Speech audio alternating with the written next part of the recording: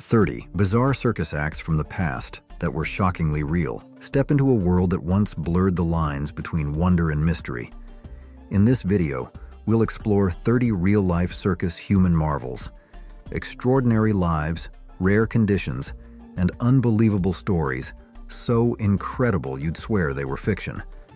These are individuals who transformed their differences into a stage, transcending prejudice and leaving behind an unforgettable legacy. Join us as we delve into their lives, filled with hardship and triumph. Grady Stiles Jr., Lobster Boy. Let's start with a story that is both tragic and chilling. Grady Stiles Jr., also known by the haunting nickname Lobster Boy. Born on July 18, 1937, he suffered from a rare congenital condition called ectrodactyly, which caused his hands and feet to be cleft, resembling lobster claws.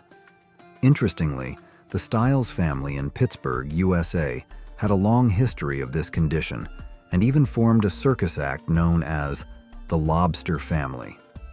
From childhood, Grady became a circus star, touring with his family and earning an impressive $50,000 to $80,000 per season with relatively little effort. He learned to use his hands and arms effectively and developed astonishing upper body strength. But behind the spotlight lay a tragic, dark side. When sober, Grady appeared to be a good man, but when drunk, he transformed into a ruthless monster, frequently abusing his wife and children. More horrifyingly, he threatened and shot his daughter Donna's fiancé dead the night before their wedding. When brought to court, Grady quickly pleaded guilty, but used his disability to his advantage. As a result, the court sentenced him to only 15 years of probation without prison time, reasoning that the prison system was not equipped for people with disabilities and that incarcerating him would be too cruel. He considered himself invincible and continued to torment his family. His first wife, Maria Teresa, divorced him in 1973, but inexplicably agreed to return to him in 1989. The tragic end came on November 29, 1993, when Maria Teresa and her estranged son, Harry Glenn, hired 17-year-old neighbor Christ Wyant to shoot Grady for $1,500. Grady died instantly from 2 shots to the head. All involved parties were sentenced to prison. The tragic story of Grady Stiles Jr. has since become the inspiration for many works of art. Mirin Dajo, the Incombustible Man. Next, let's turn to a figure with nearly supernatural abilities. Mirin Dajo, whose real name was Arnold Gerrit Henske. Born in the Netherlands in 1912, Dajo became world-renowned for an astonishing and almost unbelievable ability.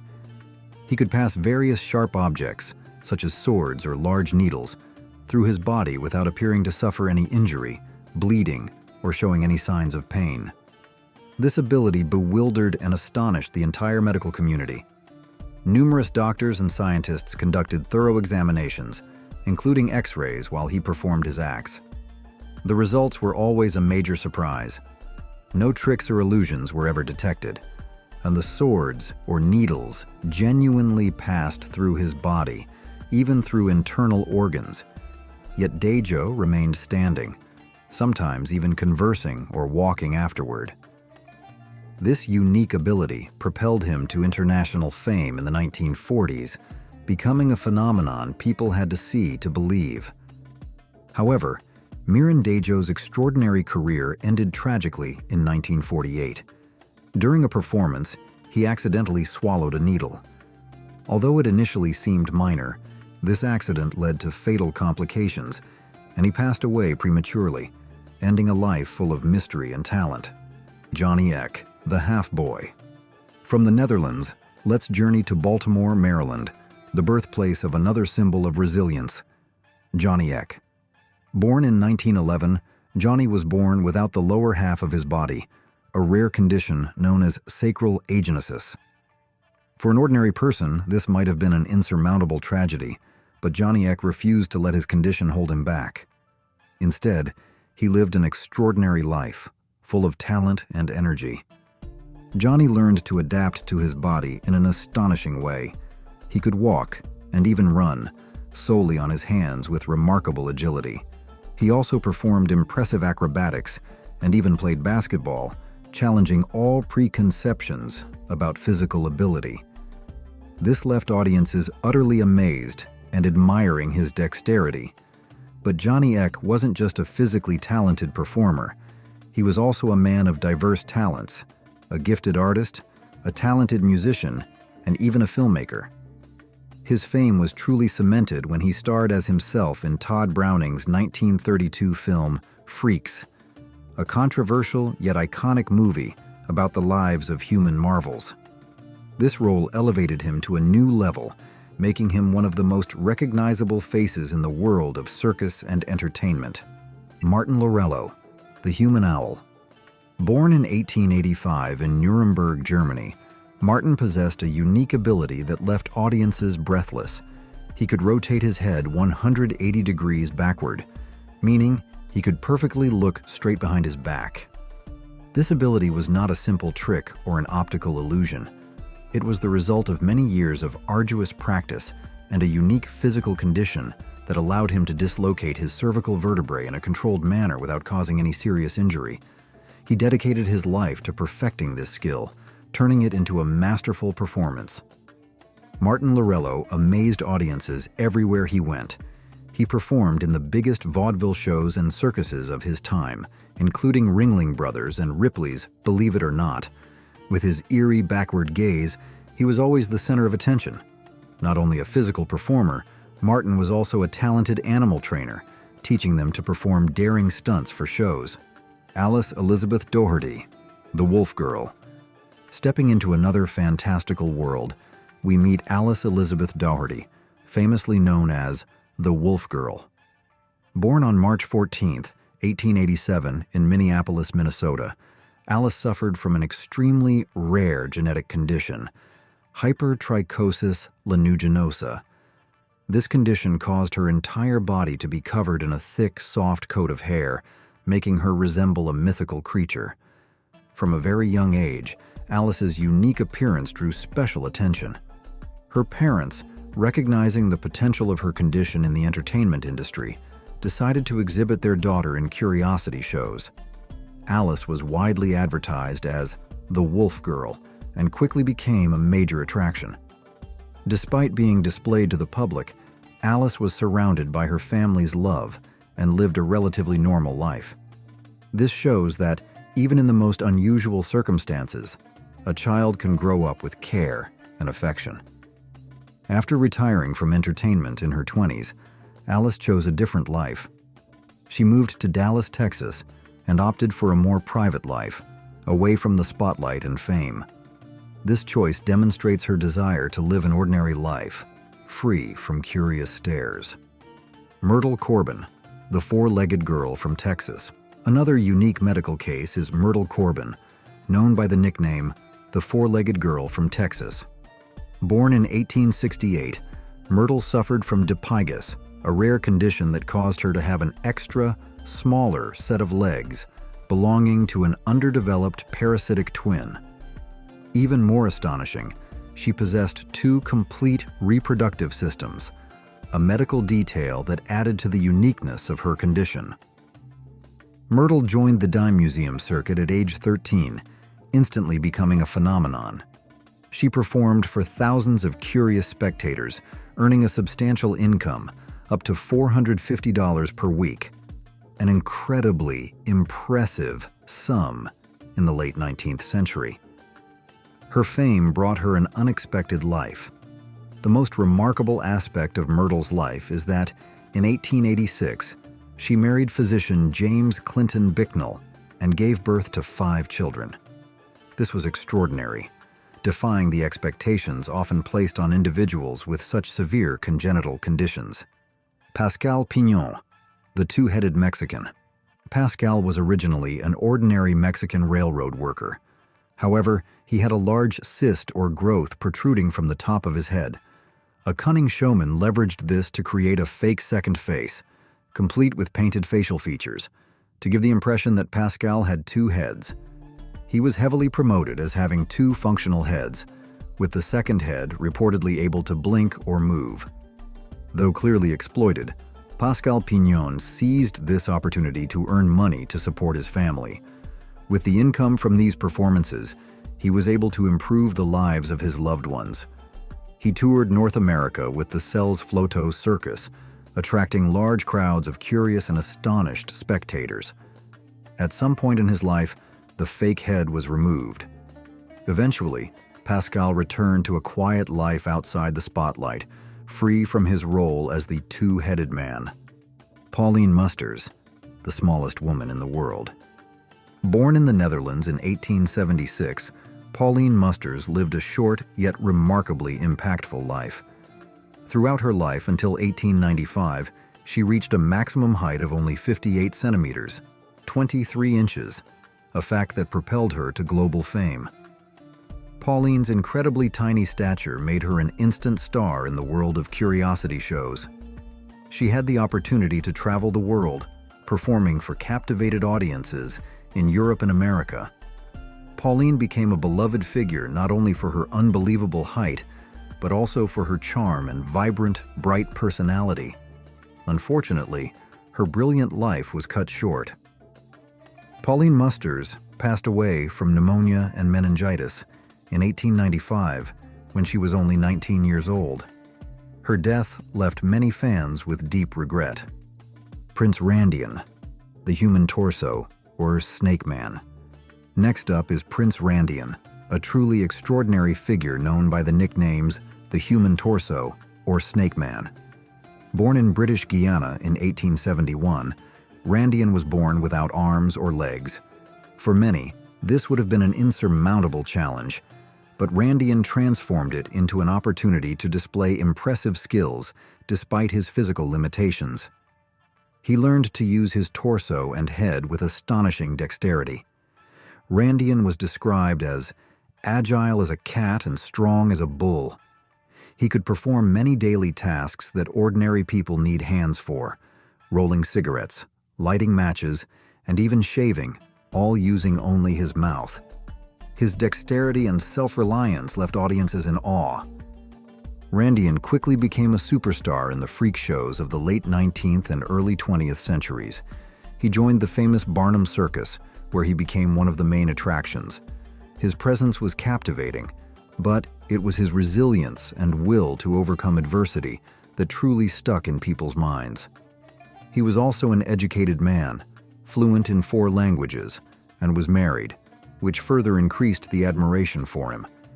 He performed until his death in 1934, leaving a legacy of overcoming destiny. Chang and Eng Bunker, the Conjoined twins. We can't talk about circus human marvels without mentioning Chang and Eng Bunker, the most famous conjoined twins in history, who coined the term Siamese twins. Born on May 11, 1811, in Samut Songkhram, Thailand, then Siam, they were conjoined at the sternum with fused livers. This rare condition meant their lives were inextricably linked. In 1829, the twins moved to the United States and quickly became famous, performing in circuses and fairs across the country. In their performances, they executed various acts to showcase their unique condition and impress audiences. They could walk, run, and complete simple tasks together with synchronized skill, astonishing viewers with their extraordinary coordination. Even more extraordinarily, Chang and Eng were never separated, and this didn't stop them from finding love, getting married, and even starting their own families. Chang married Adelaide Yates, and Eng married Sarah Yates, 2 sisters. They set a world record for the most children born to conjoined twins, with a total of 21 children between the 2 families. The twins became household names and amassed a significant fortune touring across the United States, even purchasing slaves before the Civil War. Their lives are an amazing example of adaptability and happiness in extraordinary circumstances. Chang passed away in 1874 from a stroke. Tragically, Eng also passed away just a few hours later, demonstrating the inseparable bond between the brothers, not just physically, but perhaps spiritually as well. After hearing the stories of these first human marvels, what impressed you most about their resilience? Let us know in the comments below. Felix Wehrle, the Elastic Man. Born in 1858 in Wisconsin, USA, Felix soon discovered he possessed impressive physical abilities few others had. He could stretch his skin far from his body like a piece of chewing gum, a sight that made viewers rub their eyes in disbelief. Not only that, he could also bend his limbs completely backward without breaking a sweat or showing any pain. Medical experts of the time studied Felix's case and suggested he might have had Ehlers-Danlos syndrome, a genetic condition characterized by weak connective tissue, leading to overly elastic skin and extremely loose joints. Although there was no precise diagnosis at the time, this condition transformed Felix into a star. He performed everywhere, astonishing audiences in museums and drawing crowds in famous circus shows like the Ringling Brothers Circus. Felix Wehrle's performances were not merely about strangeness, but also a vivid testament to the extraordinary and mysterious capabilities of the human body. Schlitzie, star of freaks. Next is Schlitzie, a performer with special charisma, known for his microcephaly, a condition characterized by an abnormally small head and some intellectual challenges. Born in 1901, Schlitzie became one of the most beloved faces in the world of circus and entertainment. Despite his condition, Schlitzie was a born performer. With his infectious, joyful laughter and innocent, charming personality, he quickly became a huge success. Whether improvising songs, doing funny dances, or telling simple jokes, everyone found his unique charm irresistible. Audiences always felt a genuine connection with Schlitzie. Schlitzie's fame truly exploded when he appeared in Todd Browning's 1932 film Freaks, starring as himself. This role brought him to a wider audience, and his story taught us a valuable lesson about acceptance and compassion. General Tom Thumb, the Little Talent. Born in 1838, Charles stood only 63 centimeters, 25 inches tall, and stopped growing at 6 months old, making him one of history's most famous little people. Charles was discovered by P.T. Barnum, the renowned entertainment impresario, at just 4 years old, and quickly became a main attraction at Barnum's American Museum in New York. Barnum cultivated Charles's natural talents, transforming him into a versatile performer. Tom Thumb could sing, dance, act, and even skillfully impersonate historical figures, delighting audiences. His fame transcended America. He toured Europe, interacting with royalty, including Queen Victoria of England, and was sought after by the aristocracy. Tom Thumb proved that size doesn't matter when it comes to talent and charisma. Edward Mordrake, the Two-Faced Man. Now, we're going to tell a chilling and controversial story. Edward Mordrake, the Two-Faced Man. According to legend, Edward Mordrake was born into a wealthy aristocratic family in England in the 19th century. But he was cursed with a second face on the back of his head, a face that was said to constantly whisper vile, evil, and disturbing things at night. This face didn't speak aloud, but its whispers were reportedly heard only by Edward, driving him to the brink of madness. Desperate to escape this horrible curse, Edward sought help from various doctors and spiritualists. He pleaded with them to surgically remove the second face, believing it to be the source of all his suffering. But no one could offer a solution, perhaps due to the complexity of the condition or the lack of medical understanding at the time. Ultimately, he sank into despair and madness, and is said to have taken his own life at a very young age to end the mental torment he endured. Coo Coo the Bird Girl. Her real name was Minnie Woolsey, born in Georgia in 1880, and she suffered from Virchow-Seckel syndrome, also known as bird-headed dwarfism. This condition gave her unique features: a small head, a bird-like nose, and a receding jaw, creating a truly avian appearance. Cuckoo was a true star on stage. She captivated audiences with her cheerful, somewhat high-pitched voice and her charming, lovable personality. In her performances, she often wore bird-like costumes, including colorful feathers and a headdress, to enhance the authenticity of her nickname. Her acts included quirky bird-like dances and gestures, which greatly amused and delighted audiences. She participated in many freak shows and circuses, and was also famous for her appearance in the 1932 film Freaks, where she portrayed herself. Frank Lentini, the three-legged man. Next is Francesco Frank Lentini, also known as the Three-Legged Man, one of the most unique performers of all time.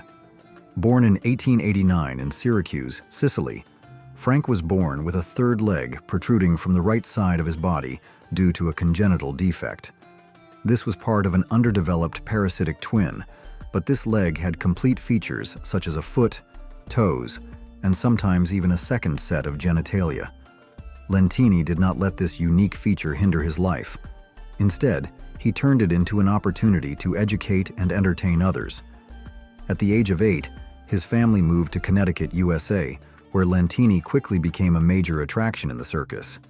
He often joked about his extra leg, quipping that he needed to eat 15% more to feed it. In his performances, Frank Lentini showcased extraordinary skills, such as jumping rope and kicking a soccer ball skillfully with his third leg. He performed for over 40 years, becoming a legend in the freak show world. Ella Harper, the Camel Girl. Born in 1870, Ella Harper was born with a rare orthopedic condition called genu recurvatum, also known as backward bending knees. This condition allowed her knees to bend backward, enabling her to move more easily on all fours, much like a camel. Ella's unique appearance and locomotion quickly made her a popular attraction in circuses and freak shows during the 1880s. She joined the world of curiosity shows at age 9 under the guidance of showman W.H. Harris. Ella performed for many years, drawing public attention. However, Ella Harper's story took a remarkable turn. In 1886, she chose to leave her circus career to pursue an education and a quieter life. This choice demonstrates her desire to live an ordinary, educated life, rather than continuing life under the spotlight as a human marvel. Annie Jones, the Bearded Lady. Next is Annie Jones, one of the most famous bearded women in history. Born in 1865 in Virginia, USA, Annie began showing signs of hypertrichosis, excessive hair growth, at a very young age. Her beard started growing when she was just 5 years old. This was a particularly striking condition at the time, when standards of feminine beauty were very strict. Annie was discovered by P.T. Barnum, one of the most famous entertainment promoters of his era, and brought into his renowned Curiosity Show. With her unique appearance, Annie quickly became one of the museum's most popular attractions. Audiences were always curious to see the Bearded Lady with their own eyes. But Annie wasn't just famous for her appearance. She was known to be a calm, musically gifted person and possessed excellent self-presentation skills. She not only performed, but also used her fame to advocate for fair treatment of other performers in the industry. Annie actively spoke out against the freak label and advocated for the dignity of those with differences. Fanny Mills, the Bigfoot Woman. Born in the 1850s in Ohio, Fanny suffered from Milroy disease, a form of congenital lymphedema that causes significant swelling, primarily in the legs and feet. Her condition caused her feet to reach extraordinary sizes, up to 50 centimeters, 20 inches long, and 20 centimeters, 8 inches, wide, an unbelievable size for human feet.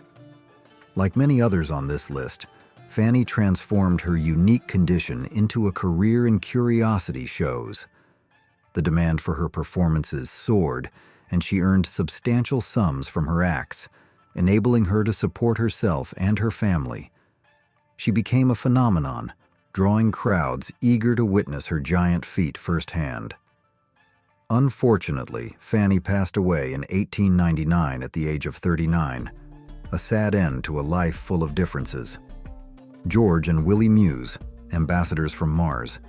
George and Willie Muse, two black and albino brothers born in Virginia in the late 19th century. Their story began with a tragedy. The brothers were kidnapped from their community in 1899 and forced to work for a freak show under the guise of Echo and Eco, the ambassadors from Mars. To enhance the mystery and attract audiences, their true identities and origins were altered and fabricated to create a more captivating narrative for profit. They were compelled to perform, sometimes under harsh conditions. However, despite being exploited, George and Willie showcased their true musical talent. They drew crowds by playing the banjo and singing enchanting melodies, revealing another facet of themselves. Their journey took a significant turn when their mother, Harriet Muse, relentlessly searched and finally discovered their whereabouts. She fiercely fought a legal battle to free her sons from their exploiters. After regaining their freedom, George and Willie returned to the stage, but on their own terms. They became wealthy and independent performers, controlling their own lives and careers. Among these extraordinary individuals, whose story makes you curious to learn more, comment below. Charmian, the trapeze artist and strong woman. Let's turn to a woman who challenged all social and gender norms of her era. Charmian, whose real name was Lavery Cooper. Born in 1875, Charmian was famous for her daring and innovative performances, along with her impressive physical strength. She was a talented trapeze artist and a strong woman, breaking the stereotype that physical strength was only for men. One of her most famous acts was her disrobing routine, while performing acrobatics on the trapeze. She would begin in a modest costume, then gradually remove layers of clothing while maintaining her balance and executing complex aerial maneuvers. This performance caused a sensation at the time, as partial nudity on stage was extremely rare and controversial. Her boldness was captured in a film by Thomas Edison in 1901, making her one of the first artists to be filmed. Lionel, the lion-faced man. Next is Stefan Bibrowski, known by the nickname Lionel, the lion-faced man. Born in Poland in 1890, Stefan was known for his hypertrichosis, a condition causing dense hair growth over his entire face and body, giving him a true lion's mane. His appearance was both formidable and strangely captivating. At just 4 years old, he was sold to a German showman, and from then on, his life was tied to the stage. Lionel quickly became one of the most popular attractions, drawing audiences with his fierce appearance combined with his gentle nature and mild personality. This contrast made him even more special. He not only performed on stage, but also mingled with high society, thereby challenging society's narrow definition of beauty. In his performances, Lionel used his unique appearance to create an engaging and compelling character. He often performed acrobatic and strength feats, highlighting his agility and power beneath his thick fur. Lionel was one of the main attractions of many famous circuses, including the Barnum and Bailey Circus.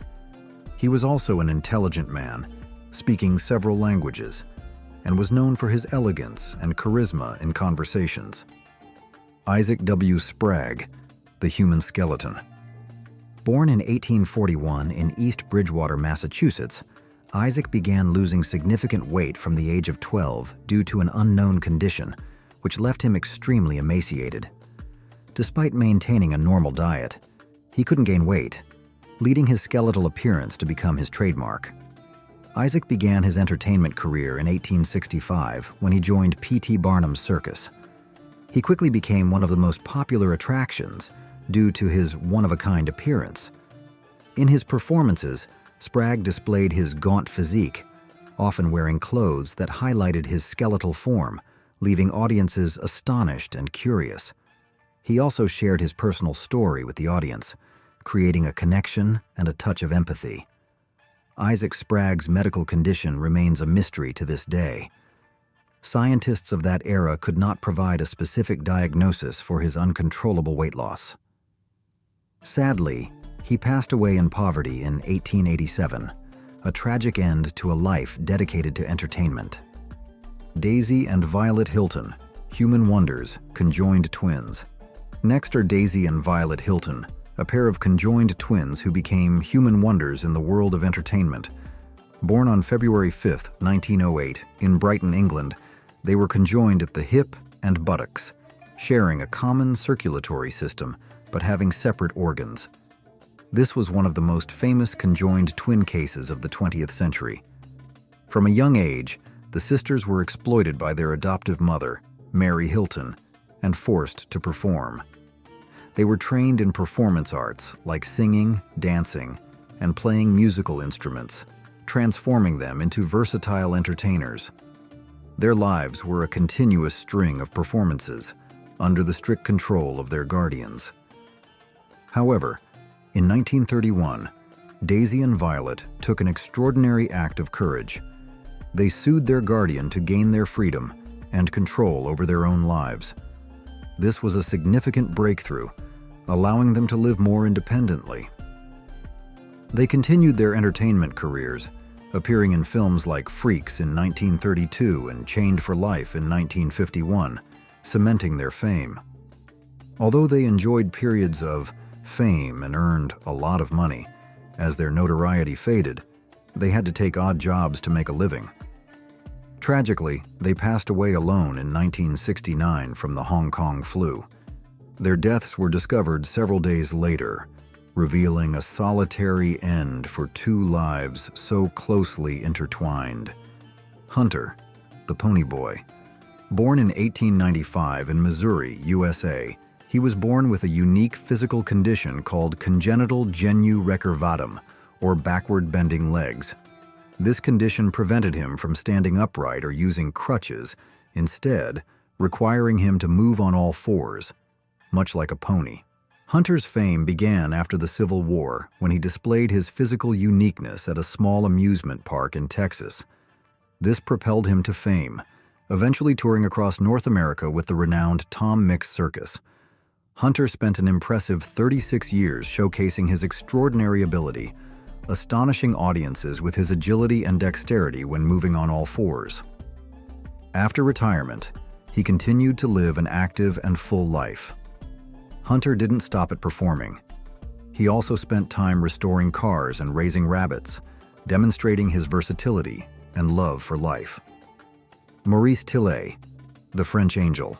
Now let's talk about Maurice Tillet, known by the nickname the French Angel, a man whose life story is full of transformation and interesting facts behind a famous animated character. Born on October 23, 1903, in Russia, Maurice was initially a boy with an ordinary appearance and intelligence. However, at age 17, Maurice began developing significant physical changes due to acromegaly, a condition causing excessive production of growth hormone. This condition led to abnormal growth of his skull, jaw, hands, and feet, dramatically altering his appearance. Despite the changes in his appearance, Maurice was a highly cultured individual. He was fluent in about 10 languages and a talented poet. His intellect and sophistication were a stark contrast to his enormous and sometimes intimidating appearance. After moving to the United States in 1937, Maurice began a professional wrestling career. With his gigantic physique and incredible strength, he quickly became famous in wrestling, where he was known by the nickname the Ogre of the Ring, or the French Angel. He became a heavyweight champion, winning numerous titles and striking fear into his opponents. Horace Riddler, the Great Omi. Horace Riddler was an English aristocrat who decided to abandon a normal life to pursue a unique and shocking path. His entire body was covered in bold and intricate zebra-striped tattoos, transforming him into a living zebra man. He became a phenomenon in the freak show world.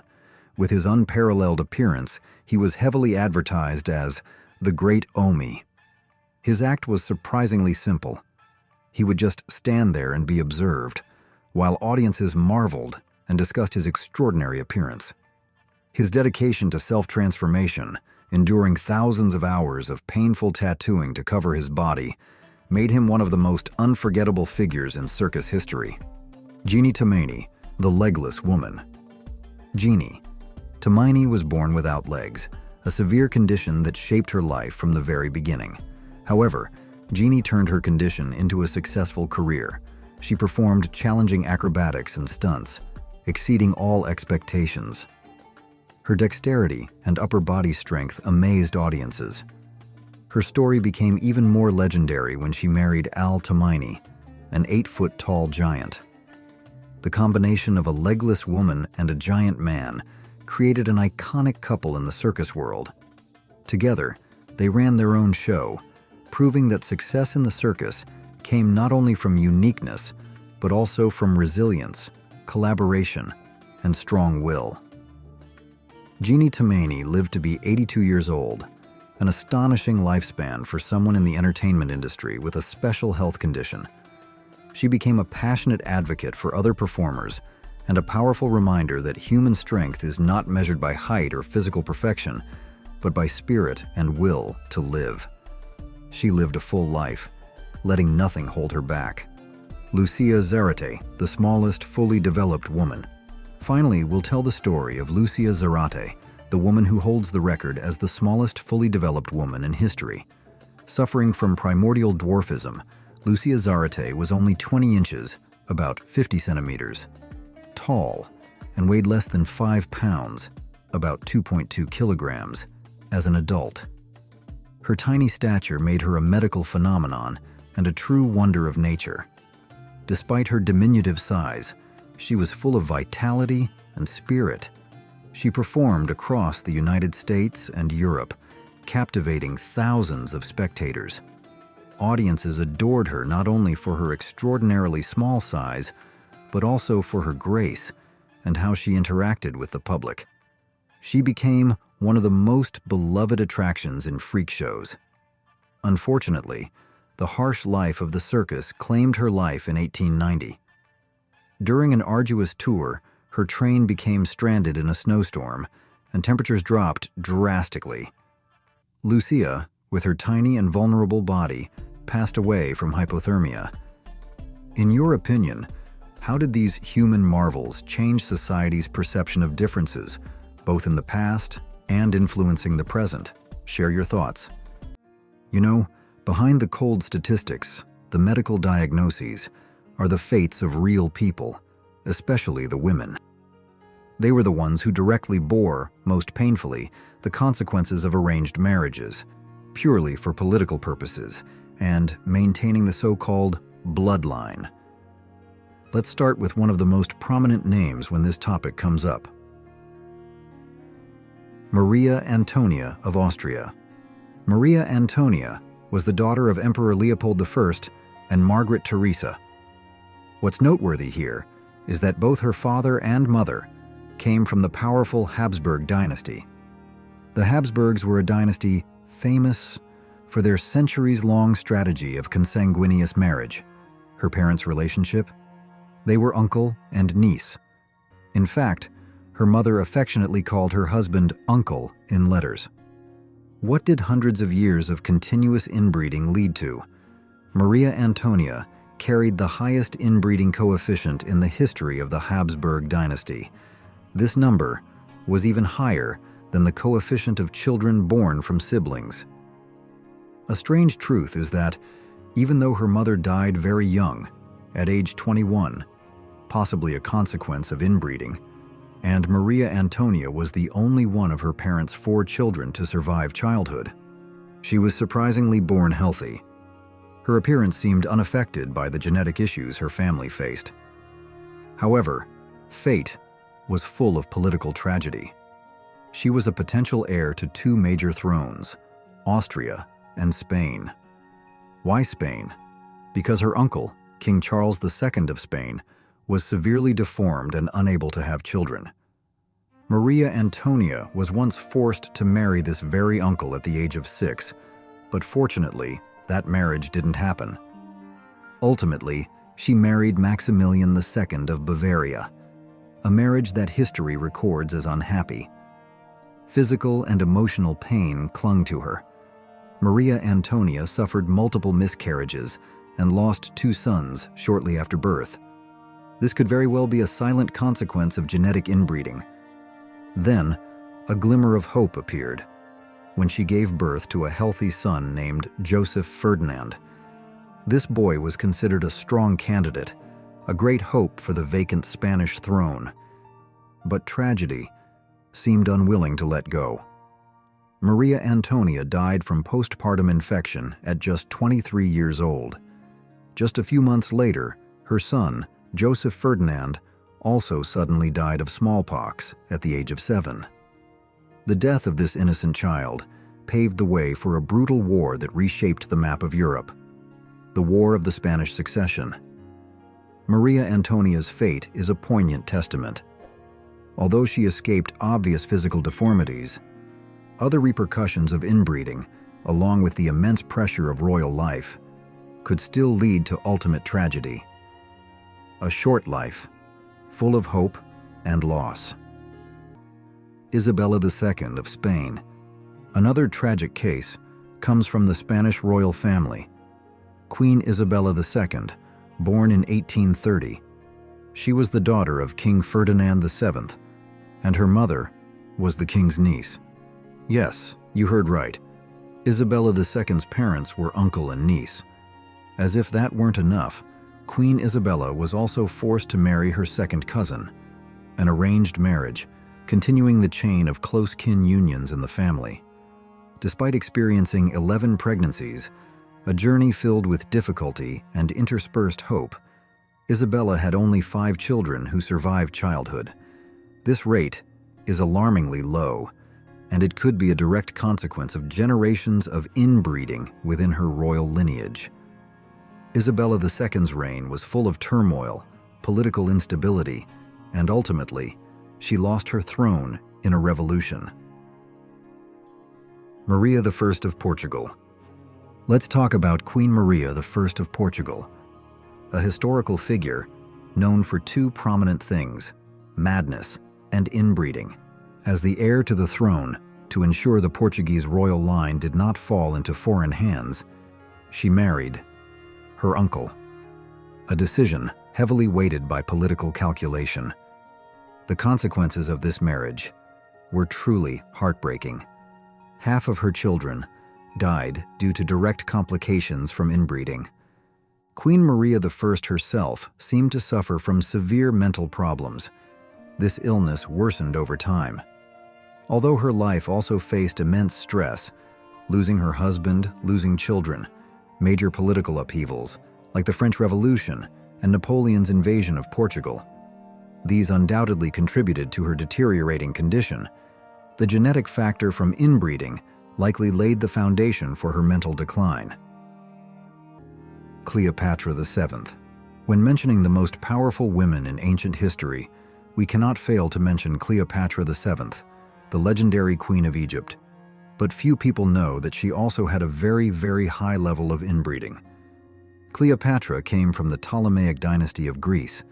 They were the rulers of Egypt after Alexander the Great conquered the land. To maintain power and distinguish themselves from the native Egyptians, the Ptolemaic dynasty had a horrifying tradition, marrying siblings, and Cleopatra herself married both of her younger brothers, first Ptolemy XIII, and after his death, she married Ptolemy XIV. This means that, genetically, they shared almost identical DNA. Some sources suggest that Cleopatra had an extremely high inbreeding coefficient. The Ptolemaic dynasty in general may also have suffered health issues due to inbreeding, such as a tendency towards obesity. However, other sources say that Cleopatra seemed not to be significantly affected by genetic defects. There's even a theory that she had a more diverse gene pool than expected, possibly due to mixing in previous generations, or simply that she was a lucky case who escaped the worst consequences. Nevertheless, Cleopatra marrying her younger brothers was mainly for political purposes. This wasn't love, but a power strategy. She ruthlessly eliminated both of her younger brothers, who were also her husbands, to maintain her position as Queen of Egypt. An interesting detail is that afterward, Cleopatra had children with two famous Roman men, Julius Caesar and Mark Antony. She did not continue marrying within the family. Was this a clever way to improve the genetic chances for her children? A lesson she learned from her family history? Cleopatra's story shows that, even in ancient civilizations, the strategy of maintaining power through consanguineous marriage existed, and sometimes it was a double-edged sword. Princess Alexia of Greece. She and her 4 siblings were born from one of the last truly royal unions between a reigning king and a royal-born princess. In 1964, her parents, King Constantine II of Greece and Anne-Marie of Denmark, tied the knot. The twist? They were related, twice. The two were second cousins and also third cousins, twice over. If we break it down, Constantine's grandfather, King George I of Greece, was the brother of Anne-Marie's grandfather, Frederick VIII of Denmark. That's one family link. Then, both were also descendants of Queen Victoria, which gives us a second. But things get even more tangled. Constantine had 2 great-grandparents who were siblings, and his grandmother was also the sister of his great-grandfather. Anne-Marie's background was just as complicated. Her great-grandparents were siblings too. Even though it was a genuine love match, this royal union still carried the marks of generations of inbreeding, much like Queen Elizabeth II and Prince Philip's marriage. Mary Louise of Austria. She was born into one of the most tangled family trees in Europe. Her parents were double first cousins, meaning both sides of her family were closely related. As a result, she only had 4 unique great-grandparents, instead of the usual 8. She was the oldest of 12 siblings, but sadly, only 7 made it to adulthood, likely due to inbreeding. At just 18 years old, Mary Louise was thrown into one of history's most unlikely political marriages. She was married off to none other than Napoleon Bonaparte, her father's sworn enemy.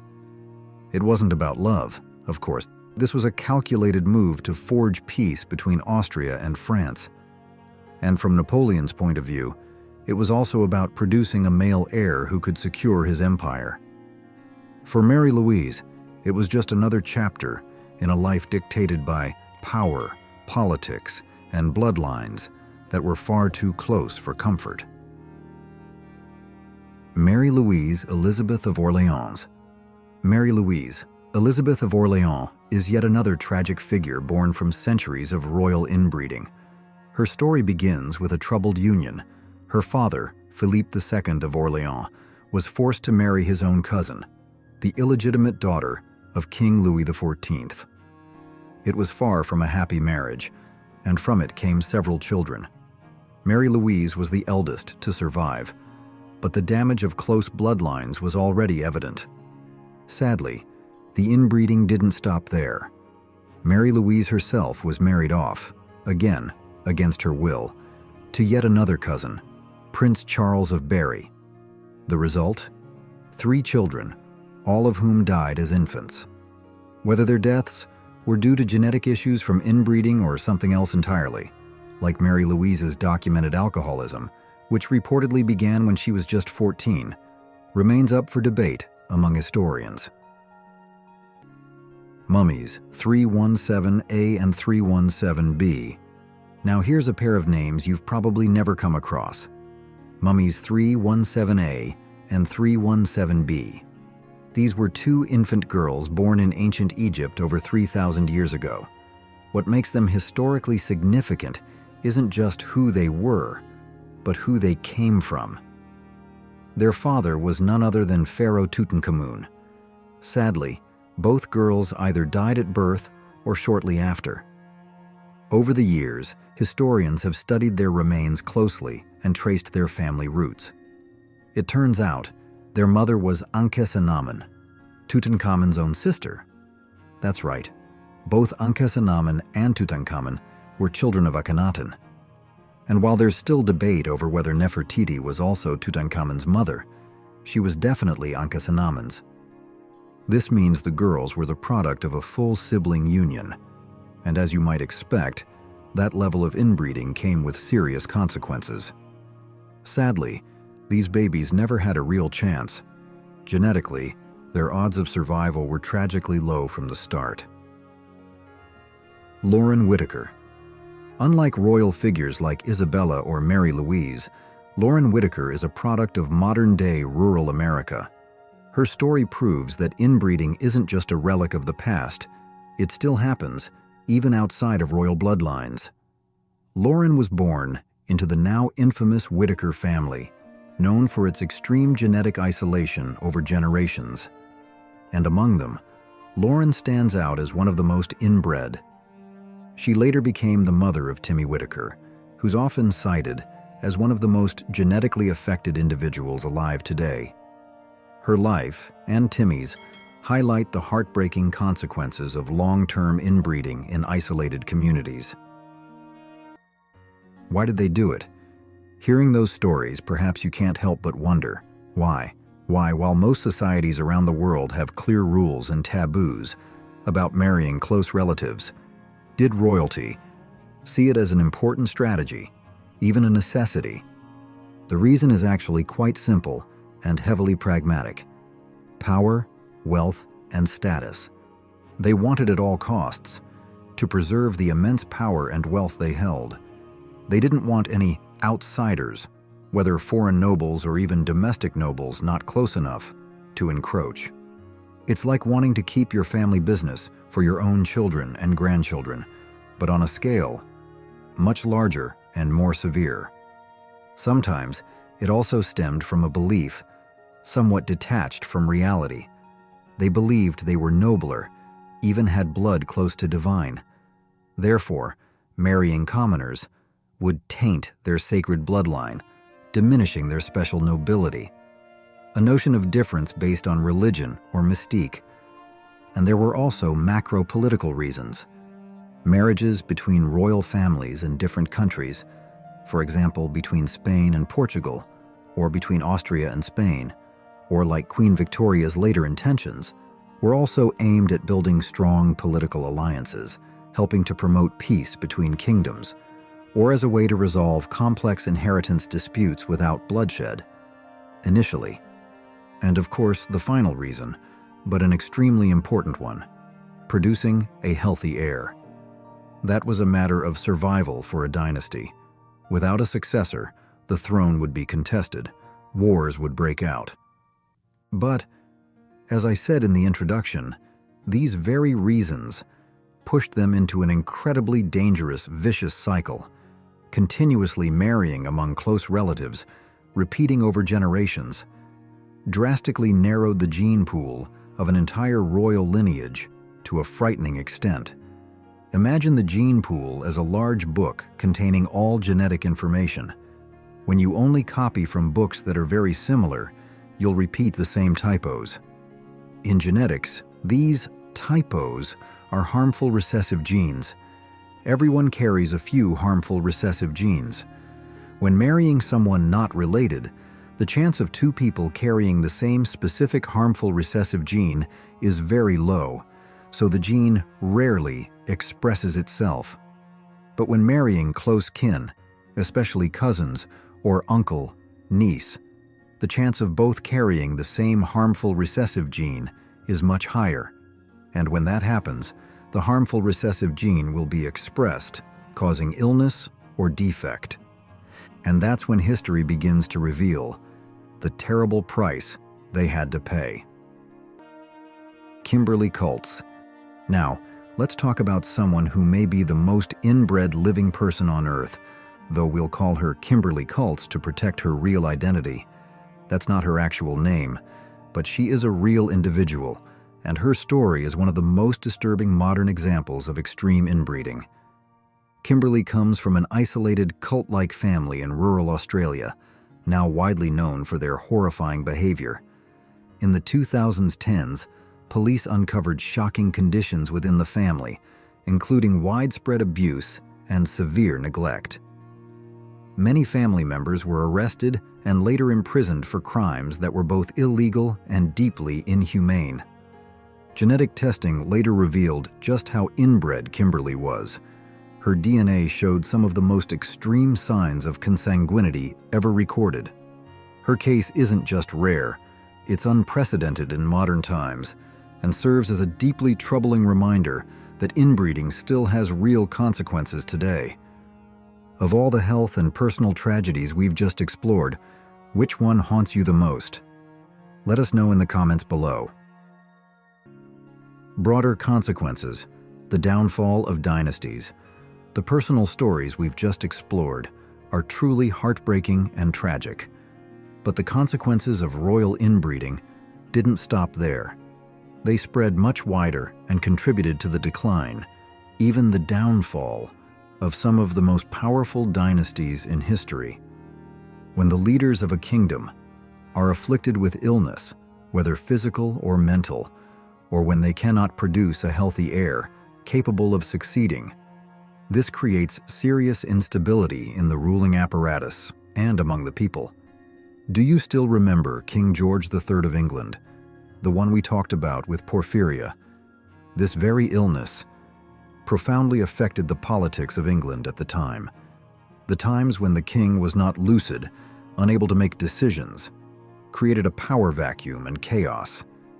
Some historians even believe his health condition played a role in leading to the American Revolution, or the case of Tsarevich Alexei and hemophilia. As I mentioned, the boy's illness caused the Russian imperial family to depend on Rasputin, diminishing the monarchy's prestige in the eyes of the public. This significantly contributed to the flames of the Russian Revolution of 1917 and the tragic end of the entire Romanov family, and the tragedy of King Charles II of Spain, his severe deformities as a result of generations of inbreeding and his inability to have children, put an end to the Spanish Habsburg line after centuries of rule. And that ending ignited the War of the Spanish Succession, a large-scale military conflict that changed the political landscape of Europe. Even in older ancient societies like Egypt, with the case of Tutankhamun, who is also believed to have had health problems due to inbreeding, or in Hawaii or Peru, consanguineous marriage among the elite, although initially aimed at consolidating power, in the long run led to serious genetic health problems. It proves that the laws of genetics spare no one, whether royal or commoner. Horrifying health consequences. Yes, the attempt to purify the bloodline came at too high a cost. That cost was most clearly seen through weakened health, strange illnesses, and the personal tragedies of many royal members. One of the most silent yet devastating consequences was the alarmingly high rate of infertility and miscarriage among royal couples. Let's talk about Queen Anne of England. Her story is truly one of ultimate maternal grief. She went through 17 pregnancies. Try to imagine. 17 pregnancies, 17 times hoping, 17 times preparing.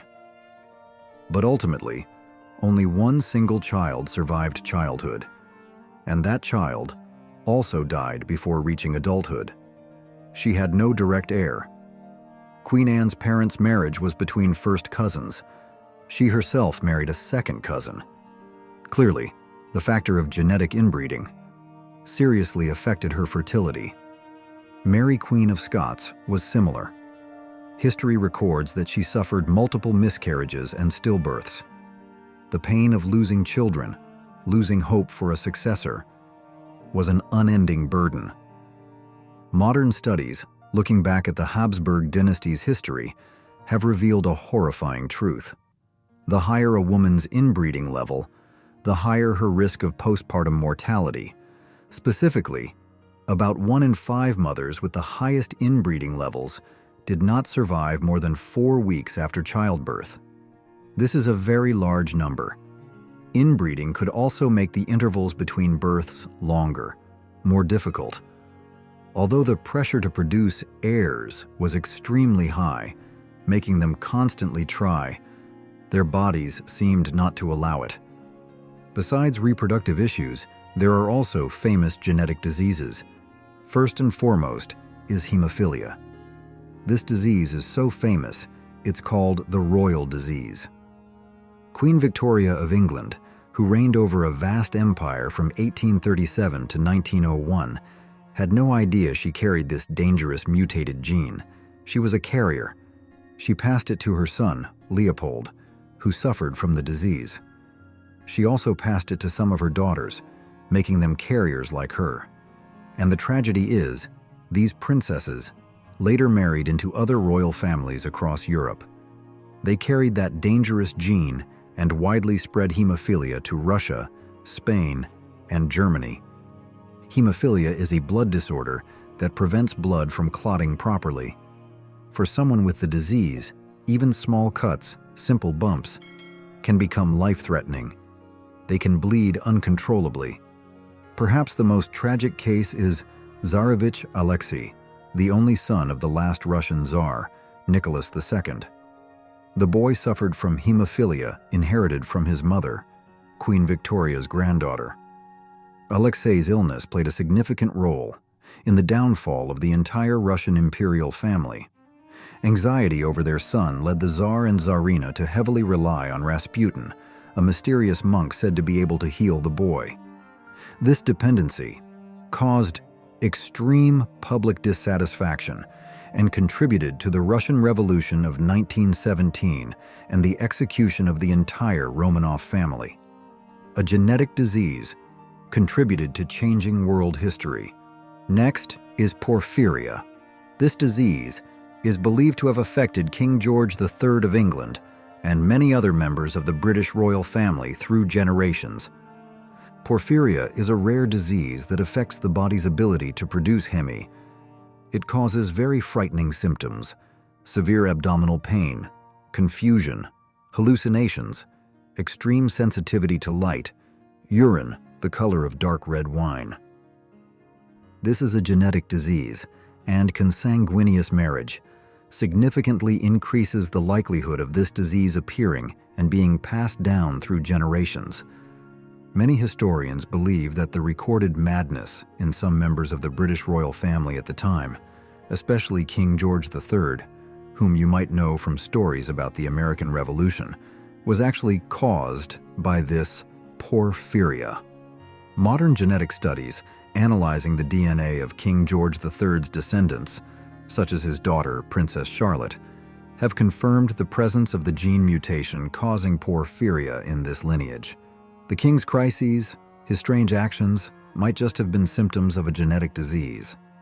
Furthermore, there were other physical and mental issues. The Tudor dynasty of England, for example, King Henry VIII, famous for his 6 wives, also showed physical problems, including facial deformities. Henry VIII was described as having a large jaw, and this feature became more pronounced as he aged.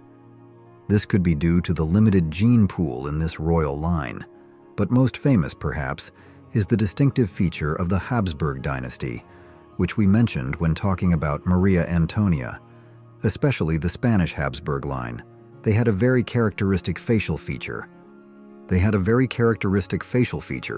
Known as the Habsburg jaw. It's a clearly genetic trait, a protruding lower jaw, thick lips, and a long nose. This was the result of many generations of continuous inbreeding, especially between uncles and nieces. The most extreme case of the Habsburg jaw, and perhaps the most horrifying example of the consequences of royal inbreeding, was King Charles II of Spain. He was the product of an uncle-niece marriage, with an extremely high inbreeding coefficient, equal to that of children born from siblings. What were the results? He was severely deformed from birth. He had difficulty speaking, digestive problems, intellectual disability, and was delayed in both physical and mental development. The autopsy report after Charles II's death, although possibly slightly exaggerated by those who recorded it, described his body in a very poor state. They said there was not a drop of true blood in his body. His heart was small as a peppercorn, his lungs were corroded, his intestines gangrenous, and he had only one testicle as black as coal. Although he somehow managed to live to 39, King Charles II could not have children. This put an end to the Spanish Habsburg line after centuries of rule and, as I mentioned, ignited a bloody war for the throne in Europe. His story is the most horrific testament to how the stubborn pursuit of maintaining a pure bloodline could destroy a person and an entire dynasty. Inbreeding can also weaken the immune system, making individuals more susceptible to illness. King Edward VI of England, son of Henry VIII, whom I mentioned had a large jaw, had poor health from childhood. He suffered from continuous respiratory illnesses and died at age 15. This may have been partly because his parents and ancestors were closely related. Neurological and psychological problems also appeared. King James II of England is believed to have passed on mental instability to his descendants. Many later descendants of the Stuart dynasty also experienced mental health issues. Or King Ludwig II of Bavaria, known for his magnificent castles, is also believed to have suffered from hereditary mental illness. The Hanover dynasty also showed many congenital problems related to inbreeding, besides the porphyria we discussed regarding King George III. There may also have been genetic factors related to gout or pulmonary embolism. Ferdinand, the First of Austria, the son of first cousins, had hydrocephalus, difficulty speaking, seizures, and possibly intellectual disability. You might think these things only happened within royalty, but sadly, the consequences of inbreeding are not limited to them. Studies in the general population, for example in a historical community in Sweden, show that inbreeding has serious adverse effects on lifespan, fertility, and disabilities. Specifically, it increases the risk of stillbirth, increases the rate of children born with congenital defects, and negatively affects lifespan and male fertility. Even in modern times, in isolated communities where consanguineous marriage still occurs, we see similar genetic consequences. Cases like the FLDS community in Short Creek, the Colt family in Australia, show a very high frequency of rare genetic diseases and defects due to the limited gene pool. The Whitaker family in West Virginia is a clear, sad example of severe physical and cognitive consequences from inbreeding occurring in an isolated community. Looking back at the terrible price they paid, do you think pursuing pure bloodlines and power was truly worth it? Does incest still exist today?